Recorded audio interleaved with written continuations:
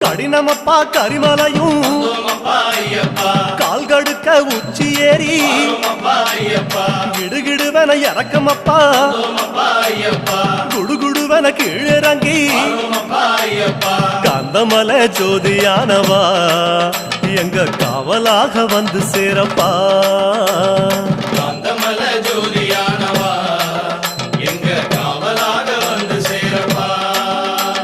சன்னதியில் கட்டுங்கட்டி ஐயப்பா சபரிமலை காடு தேடி ஐயப்பா.